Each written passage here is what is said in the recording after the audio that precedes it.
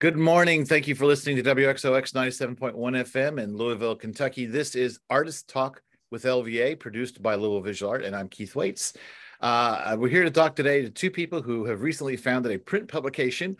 In February 2022, Printed Edition 1 was launched, featuring 70 creatives as selected by a committee of community arts leaders. And those two people that started this thing, Lindsey Cummins is a Louisville-based independent curator, collector, archivist, and arts community organizer. As the founder of Avid Collectors, she strives to impact local arts communities by uplifting artists, patrons, and private collections. Lindsey received her education at Louisville's Haight Art Institute with a degree in studio art history, and modern culture. I want that degree. She currently serves on the board of the Portland Museum and the Snap Art Foundation. And her partner in this is William Smith, an art history and economics graduate from the University of Louisville. There he acted as vice president of the Honor Student Council's Outreach Committee, working to raise awareness for and facilitate interactions between the campus and the creatives of its greater city, Louisville. William has interned with the Fund for the Arts and today works as the administrative coordinator of the Portland Museum in the Portland neighborhood in Louisville. So they're kind of neighbors of ours, LVA, just down the street a little bit. So welcome, you guys. Thank you for joining me. Thanks for having us. So where did this start? And like who had the first idea of this project? William, you want to take it or you want me to take it? I'd say it really starts with you. So why don't you start and I can pick up once I get involved. So going all the way back, I'm like worried I might make this too long-winded. But I was enrolled as a mentor for the U of L Honor Student Council program. Mm-hmm. And William was my mentor, William was the person I was mentoring. So we just, would meet once a month and talk about Louisville and talk about art and talk about all the good things. And we soon found that we had a shared love of zines. We got about 2 meetings in before the scheming began. We're good at planning scheming. On doing something. Yeah.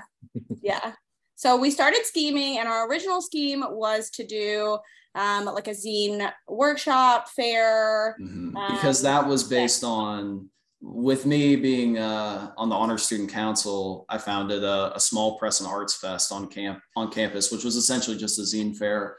But due to the pandemic, which is when this program started and we started meeting, I couldn't do it again for my next year. We couldn't do the second annual. So I wanted to find some kind of replacement for that, just within and bringing some way to, like you said in my intro, bring the creative community of the city onto campus, just this time without all the face-to-face contact. Well, so, one of the questions, not to be all snarky, but don't you guys know print is dead? But it sounds like this came out of this zine movement. So describe for me a little bit, or for anybody that's not maybe quite aware of it, is like, what is a zine, and what has been going on with zines in the last, I don't know what it is, 5-10 years maybe?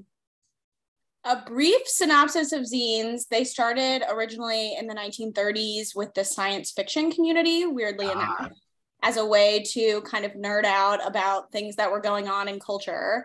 And they got picked up in the 80s, for the punk movement and the DIY movement. And they really took off then. So now you can find fanzines that talk about nerdy things. You can find zines that are talking about revolutionary concepts, or you can find zines that are made by independent artists just to showcase their work. At this point, I think it's any non-commercial print media that's just trying to push individual concepts. So I think what attracted us to zines so much is that kind of like quality of, they can really be whatever you want. There's no rules to zines. There's no playbook to zines. You just put something on a piece of paper and hand it out. Mm-hmm. And regarding the recent kind of renewed interest, or at least like public renewed interest, I think a big part of it is just people are, when everything is immediately available on your screen, everything starts to feel kind of cheap.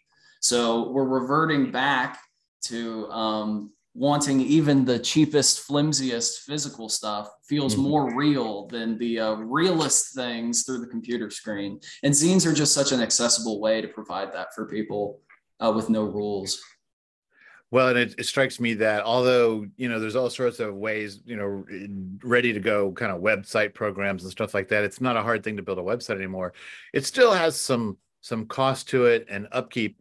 But it also strikes me as what you're talking about is you pick up that zine at a place, you pick up that zine at a particular event you've gone to, a concert, so that it becomes connected to an actual real world experience. That was something I wrote about, but then got cut, I think, more or less. That was originally going to be in edition 1, talking about how finding a zine is such, at the same time, a personal and impersonal experience. As far as like your connection to an artist, you will connect with their work on such a personal level, since it's an individual thing that you found in your own way. You attach an experience to it. Like you said, you can take it home, look at it as many times as you want, associate it with a certain time, whatever. But the artist will potentially never know you or who picked up that zine.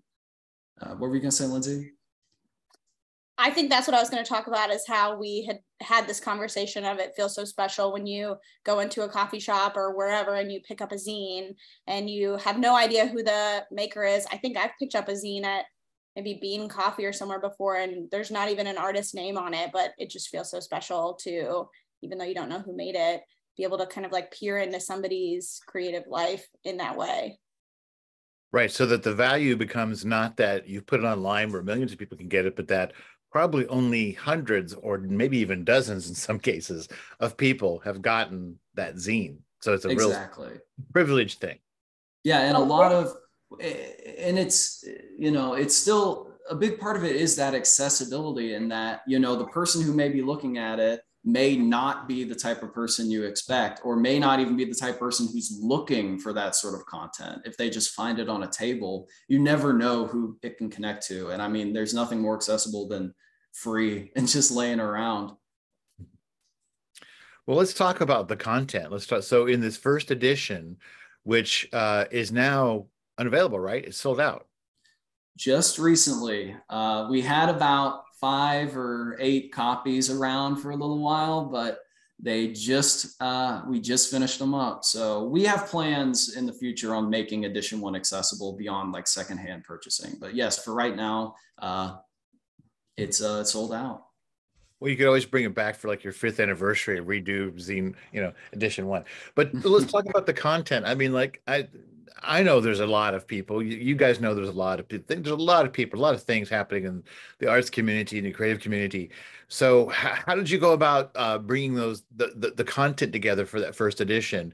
Did you have any problems getting it, or did you have the problem of having maybe too much to choose from? What did it wind up being like in terms of the content? That was definitely our problem. Is it was more content than we thought we would get, and I think we almost did too good of a job of spamming people and just reaching out one-on-one to people that we knew in Louisville who were making art, asking them to apply. So we had a really great submission turnout. So we sort of had this moment where we were like, well, what do we do? We have too much, and we decided that we would put together kind of like a little panel of what we called community advisors, who basically just voted on work so that we could narrow down to, I think we ended up with 70 artists in the end, which still felt like a daunting task to put that many artists in one print publication, but we managed to do it, and it was a longer process than we thought. William, I can't remember how many months, but I think it took us like a solid year. Over a year of production, from conceptualization to finishing, or it actually releasing.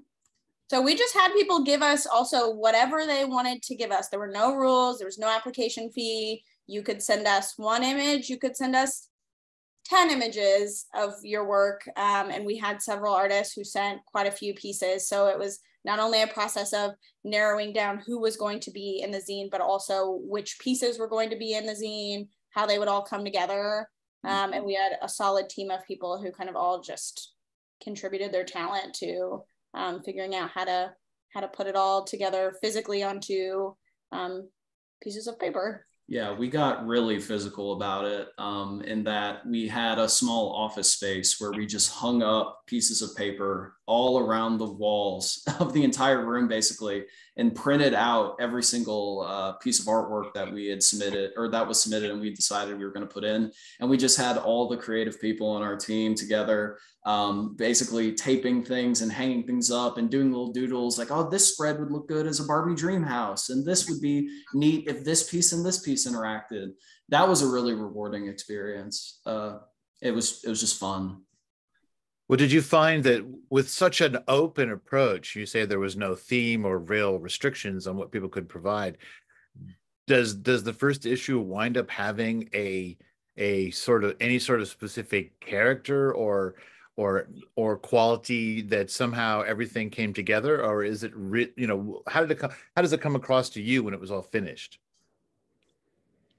I felt like I was also very interested during the process to see curatorially at the end if something would sort of like emerge as like a common thread between all the work, and if a curatorial theme would kind of just like emerge at the end.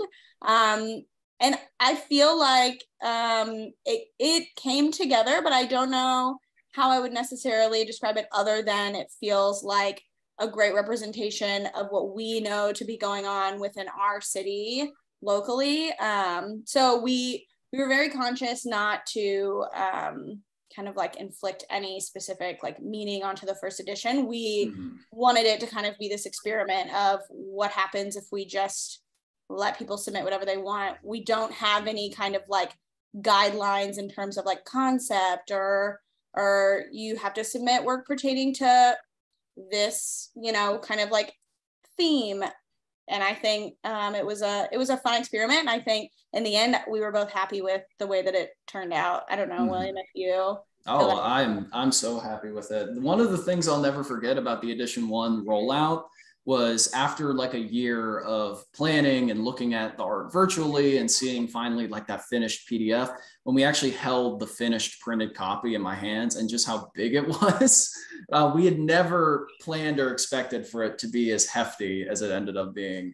But going off what Lindsey says, we definitely didn't want to impose any sort of meaning onto the work. We really wanted people to interpret or take away whatever they imagine from the work itself. But in having no theme or anything, it was like a fun experience to sort of try to piece the pieces together, sort of like a puzzle.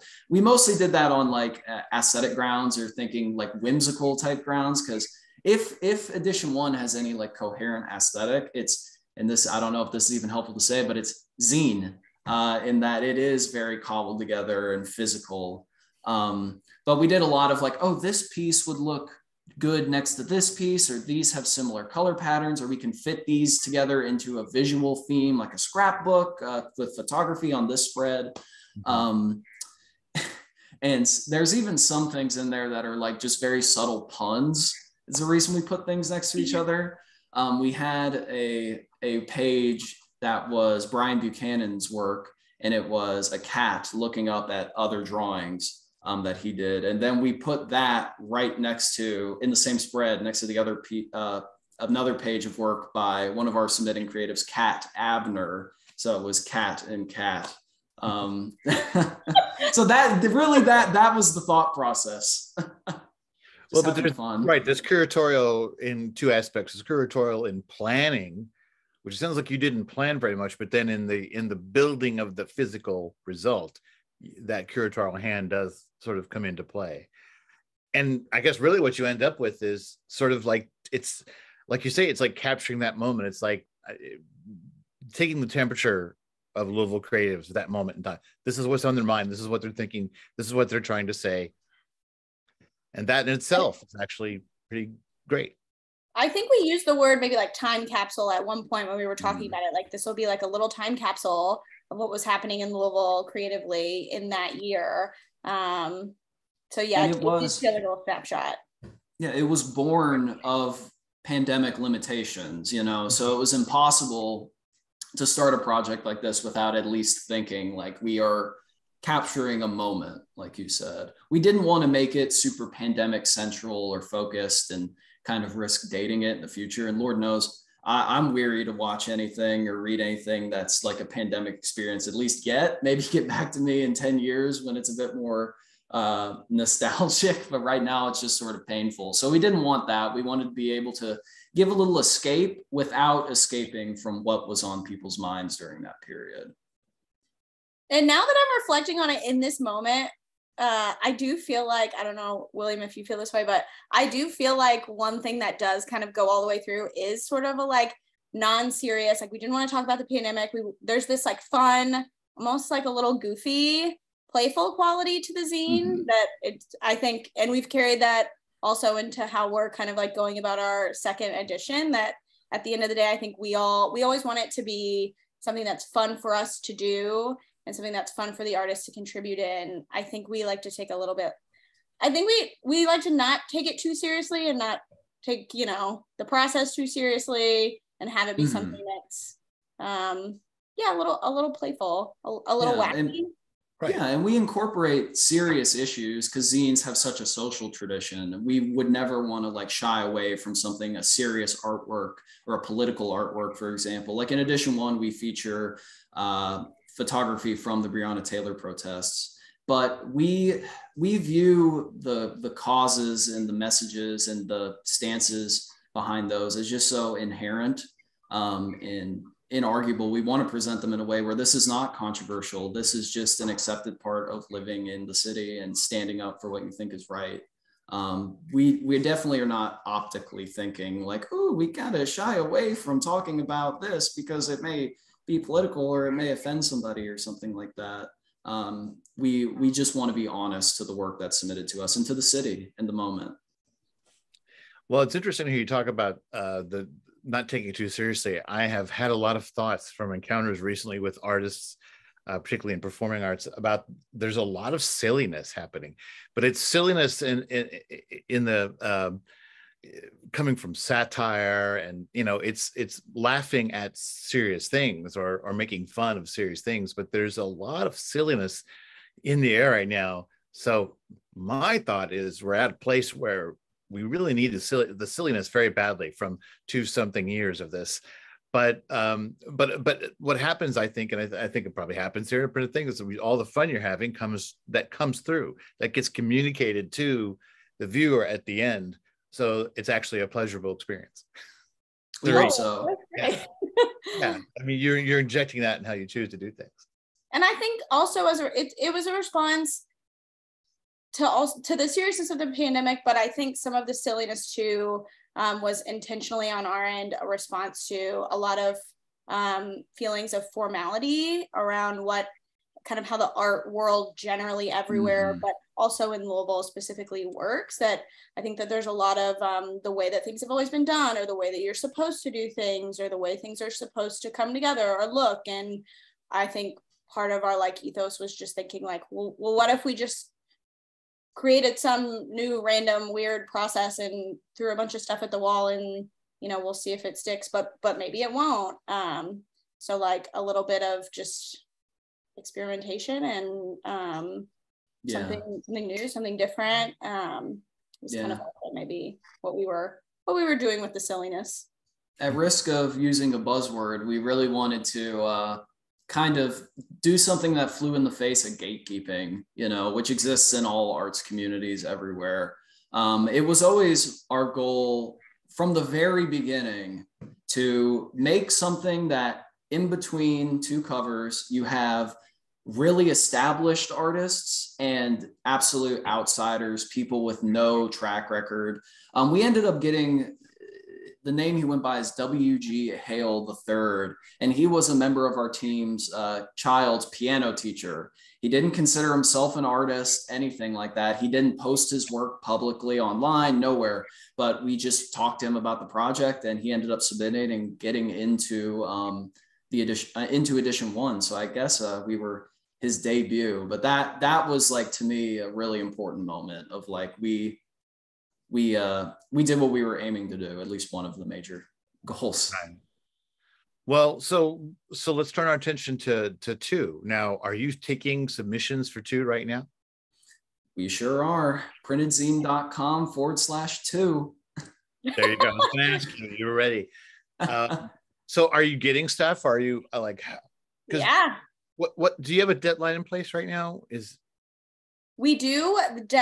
Submissions close at the end of September. So September 30th, because there's not a 31st. 30th is the last day. Okay. Well, I thought that I made a note of that too somewhere that I saw it, but anyway, but you know what it is. But there's a good amount of time. There's at least another month or 4 or 5 weeks or something here, at least, for people to submit. So you talk about your process that it took you a year. So from that deadline, do you have a schedule for yourself on when the number 2 comes along, or are you just going to get into it and see how it goes? A little column A, a little column B. Like, we have a schedule, but we're also totally open to things shifting if they need to. But we know that submissions will close September 30th, and then it'll likely take us October, maybe into November, but hopefully by the end of October, to pare down work. And then November and December we'll be producing the zine. And so January, February is kind of our like anticipated rollout. But we really enjoy the fact that we're not a formal entity really in any way. So if we decide that we want to slow things down, we can, or speed them up, we can. We try to keep things a little flexible, but give people enough of a timeline that they know, broadly what's going to happen. So January, February 2023, it should hit the shelves. Yeah, and we're a total, as far as like our greater team goes, and us as well, we're a total volunteer, no payment involved besides the artists who eventually get included. So we really don't want to be the types who are just badgering someone who's helping us out for free and love of the community to be like, all right, deadline's approaching. Come on, we got to do this. We got to do this. So if things take a little longer, it's very much worth it for us to make sure that it's something that everyone enjoys working on and it ends up being a good final product. But yeah, we are aiming to launch edition 2 next February around-ish, when we launched edition 1 just a year later. So yeah, just to sort of, but you don't want to say, do you want to call it an annual publication, or is that too formal? I know people have asked us that. People are like, so you're gonna like put one out every year? And we're like, probably, maybe. Yeah, Lindsey and I have already, just from the transition from edition 1 to edition 2, we talked a lot about what we want to do with that. So at least for edition 1 to edition 2, it's annual, but beyond that, who's to say where we'll land? Well, and if you're not monetizing something, it seems like, sure, you could make this more often, but that sounds like a staff, and like having people that, because you guys have jobs and stuff, and like everybody that does something else, everybody's got a job that pays the bills, and hopefully a good job at a nice creative place like the Portland Museum or Louisville Visual Art or whatever. But so yeah, I can see why. Yeah, but again, you're trying not to have those pressures on yourself. That's the key thing.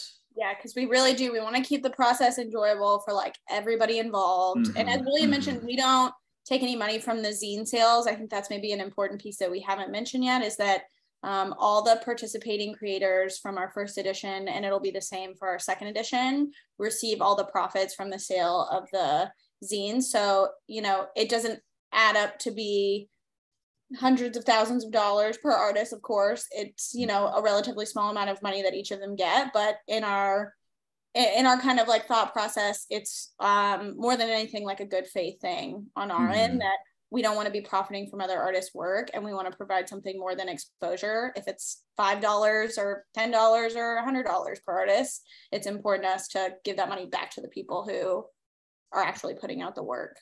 Because and that was a really rewarding just process to do, just actually giving out the payouts once we knew for sure what it'd be for edition 1. I had never online banked or anything like that before. I was still keeping a checkbook physically. So it was a very new experience for me to download the newfangled Venmo technology and everything, and getting out money to people. But it was just all our edition 1 participating creatives are just amazing, and they were so kind. And we were so thankful for them, and they were really courteous with us in return. So just all the thanks. And it was wonderful, like being able to give out the money and have a one-on-one interaction with everybody. In some cases, it was just asking, hey, what's your Cash App? In others, it was a bit of a conversation. And that was really nice. Well, your lack of familiarity with things like Venmo, I'm shocked because my generation looks to somebody like you to have that figured out. William will fool you. William is young, but somehow has evaded much of the Gen Z things. Kind of. Well, I'm on Venmo, but I gotta say, it took me a while to really I got on it, but I didn't use it for a long time because I couldn't. There were things that didn't quite make sense to me, and it still surprises me. Just kind of let me know I can do something I never even thought about. But cool. Yeah, not to make this the Venmo show, but for us, it was I was like, everyone's going to use this. It's going to be a quick rollout. I'll make the account. But then it was like a month of back and forth with support. Like, why isn't it working? Why isn't it working? I've done everything right. Why isn't it working? And it was a lot of going to artists and being like, we promise we're getting it to you. It's not. I'm like putting pictures of my Venmo support email on the printed private Instagram story with just the creatives so they can see like, it's coming, it's coming. So this is the not fun part. It was not fun, but it makes for a fun story. Yeah. That's something I wanted to say about like keeping it pressure free for the team. Yeah. There are moments that are stressful or there's some pressure, but as far as like we're the heads of the project, we want to take all of that into ourselves, not to paint us like martyrs or anything, but we like to handle we like to keep the not fun stuff away from our creatives and all the people who are kind enough to help us. Well, and to do a quick shout out to the other people who have been, Sure. so helpful with this. Claire Kruger, Ellie Bruner, Shannon Delahanty, Lucas Cown, off the top of my head. Last edition, Ashley Arnett was crucial. So all those people. Sarah Flood Bauman helped us do the actual layout. Absolute lifesaver. Saved the day. If you ever need any book illustration, cover design, Sarah Flood Bauman is who you want. Okay. Well, and I know a couple of those people when you talk about the pressure. Some that comes in when you choose to be a creative, you also choose to have standards for yourself. And these people do good work. And so some of that pressure is just a part of the standard that they establish for themselves as individual artists and creatives. They because they want to do it right. They want to do a good job. They want to deliver. I know that's true. Like Claire Kruger done a lot of stuff for LVA, and she's the best. And I know that's her. She's not going to do anything badly or halfway. And if anyone is ever looking for zine resources of any kind, Claire is the zine queen. I don't know if there's a crown for that, but we can make one. We can make one. Well, also, before we run out of time, I want you to be able to talk about, so this Saturday, there's a thing happening at Portland Museum. Talk about that, William. Yeah, so something we wanted to do during edition 1, but that was hard to get together due to a lot of the craziness of doing something for the first time, was events where we can reach out and kind of spread the love of zine making into the community directly.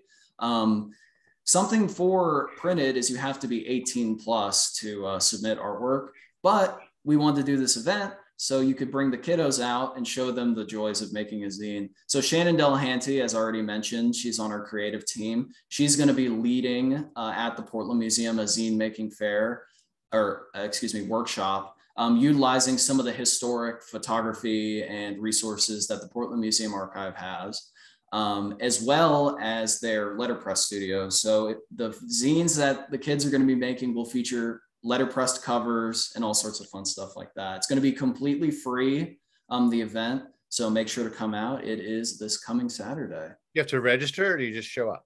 Just show up. We're ready for you. What time is it? It is at, I believe, noon, but I'm going to have to check really quickly.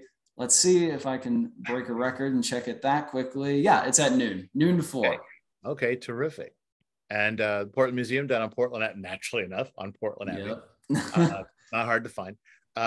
So is it now, I don't want to nail you down, but is there a chance that perhaps something from Saturday's workshop might show up in edition 2?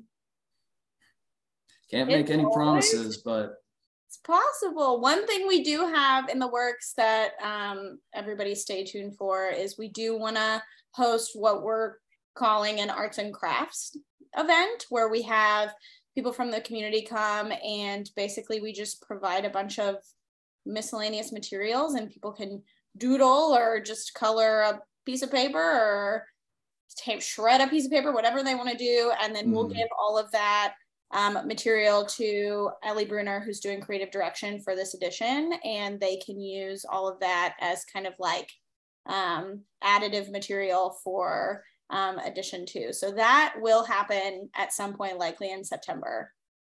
And so they'd be providing almost like random raw design elements. Yes, this is inspired to give more credit. To give more credit to Sarah Flood Bauman. She incorporated in the background of some of the spreads in edition 1 just scribbles and doodles from her daughter. So we wanted to kind of recapture that sort of thing, needing like additional design elements, but incorporate even more people. Cool. So you guys started a zine. So let's say somebody's listening to this and they go, I want to do a zine. What advice would you give them? Like, what are the things to watch out for, or the easiest mistakes to make if you want to start doing a zine? I would say, like, don't, this sounds cliche, and I feel like you would say this with any other thing, but don't overthink it. I think a lot of the like joy of zines is kind of just keeping it really simple, which we didn't do. So I don't know why I'm giving that advice, because that's not what we did. But that's what I would do if I were making a zine for myself. Like, you can just take printer paper and whatever you have in your house and just kind of throw it all out there, photocopy it, and just put it out into the world. And I think it's a little bit of zine world is the more the merrier. So I think my advice would just be to make as many zines as possible and not worry too much about quality or having it look the way you want, which is true for all art making advice, but that's kind of playing off that. It's similar, just worded differently to what I was going to say. Is for me, the big advice I had to keep telling myself, and when edition 1 time got hard, was just finish it. Just finish it. Anybody can work on a project, but only some people can finish projects. And we all want to be perfectionists. Like you were talking about, creatives hold themselves to high standards. It's so understandable, but just finish it. Because once you finish one, then you have the confidence to do it again and again and again and again, and it's possible. So it's so easy for any creative project to get lost in the mire of, I want to be perfect, and it never comes out. Even if it's not perfect, even if 2 projects down the line, you can't stand to even look at it ever again, finish it. Be a finisher. That's my big advice. But that's very similar to what Lindsey was saying. So I guess the other point, hand them out to people. Like, even if you don't put your name on them, just put them, leave them in a coffee shop and walk away, or like that. You were absolutely reading my mind. I was going to say, be honest. Be honest to a fault if you have to, because the one of the best parts about the zine, like Lindsey just said, you don't have to put your name on it, right? But you're still having that creative experience of sharing what's true to you with other people. And like we said earlier, the person that picks up that zine may have a really, really personal attachment to it that you'll never fully know about or understand. So isn't the mystique is just fun. Once you start a history buff, definitely research the history of zines. There's a few really good books. We've got some resources on our website if you're interested in learning, or if anyone's interested in learning more about zines. I think your website is printedzine.com. Yes. Yep. Yes, and also quick shout out to the Luma at the U of L archives. They have a lot of zines in their special collection that are fully accessible to the public. So look into them if you're interested. A lot of the old classics from the city are represented local there. Local zine lore. I know Bejesus was a big one that everybody feels really fondly about. That's a good one to look up.